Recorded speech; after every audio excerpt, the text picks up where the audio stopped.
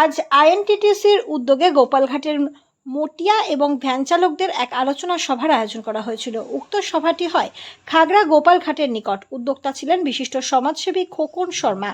উক্ত অনুষ্ঠানে উপস্থিত ছিলেন তৃণমূল কংগ্রেসের প্রথম দিনকার সভাপতি অশোক দাস, বহরমপুর সাংগঠনিক জেলা আইএনটিটিউসির সভাপতি সুবোধচন্দ্র দাস, বিশিষ্ট শিক্ষক নেতা ইন্দ্রনীল চৌধুরী, বিশিষ্ট সাংবাদিক মানিক ভট্টাচার্য এবং ১৯ নম্বর ওয়ার্ডের কাউন্সিলর অজয় রায়। আজকের এই সভায় এসেছিল সামনে লোকসভা। এই লোকসভা অর্থাৎ ১০ নম্বর লোকসভা তৃণমূল কংগ্রেসের প্রার্থী ইউসুফ পাঠানকে যেন তেন প্রকারে জেতাতে হবে।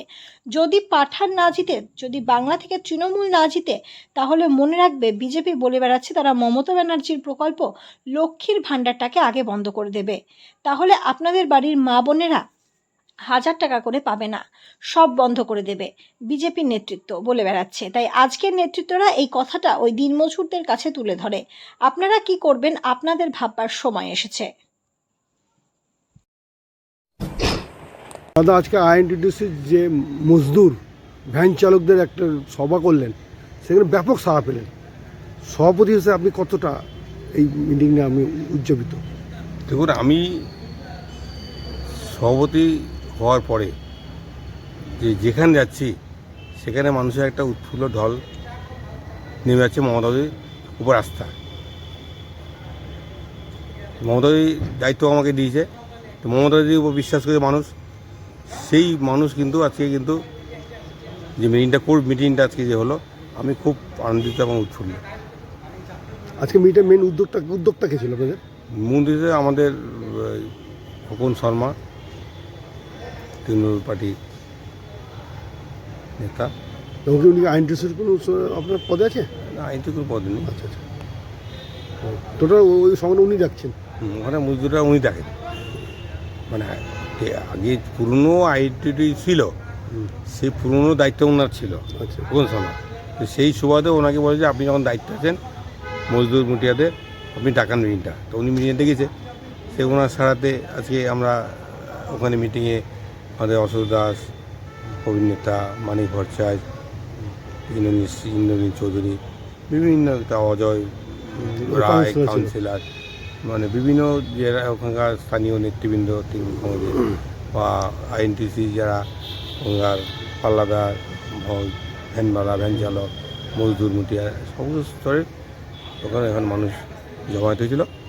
তারা আজ মিটিংয়ে খুব উল্লেসিত, কারণ আমি প্রথমে থেকে বলেছি যে আপনাদেরকে বক্তব্য রাখতে হবে না, আপনাদের কী সমস্যা আছে।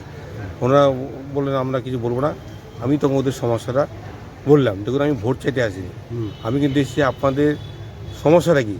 যে মমতা বন্দ্যোপাধ্যায় লেবারদের নিয়ে বিরাট চিন্তাভাবনা করছে, তাদের জন্ম থেকে মৃত্যু অবধি সমস্ত পাইয়ে দেওয়ার ব্যাপারটা তিনি করছেন। গরিব মানুষ যারা স্বাস্থ্য সুরক্ষা যে কার্ড যাদের হয়নি বা আধার কার্ড হয়নি, সেগুলো আপনারা করুন, করে যাতে আগামী যে ভোটটা সামনে আসছে আমাদের লোকসভা প্রার্থী ইউসুফ পাঠান, যদি ওনাকে ভোট দিয়ে জয় করুন, উনি জয়ী হয়, তাহলে মমতা শক্ত হতে, অভিষেক বন্দ্যোপাধ্যায় শক্ত হতে। অভিষেক বন্দ্যোপাধ্যায় মমতাজি সিদ্ধান্ত প্রার্থী ইউসুফ পাঠান, তো ওনার তারপরে এখানে যিনি আমাদের খোকন শর্মা, যিনি আমাদের সবসময় দেখে, কাউন্সিলর অজয় দেখে, অজয় রায় দেখে, তাদের নেতৃত্বে আগামী দিনে আপনাদেরও যে সুবিধা অসুবিধাগুলো ওনারা দেখবেন, আমার মাধ্যমে পৌঁছাবে।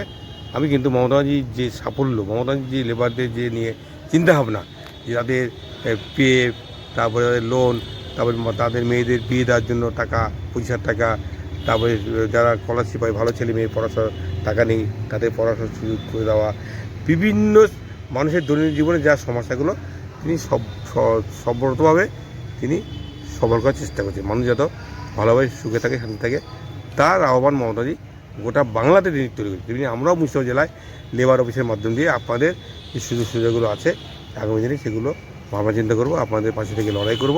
আপনাদের সেই সুরক্ষা যে রক্ষার যে জিনিসগুলো পাওয়া না দরকার, আপনাদের যে অধিকার থেকে আমরা বঞ্চিত হবে না, অধিকার থেকে আমরা সমস্ত পাওনাগুলো পাবেন।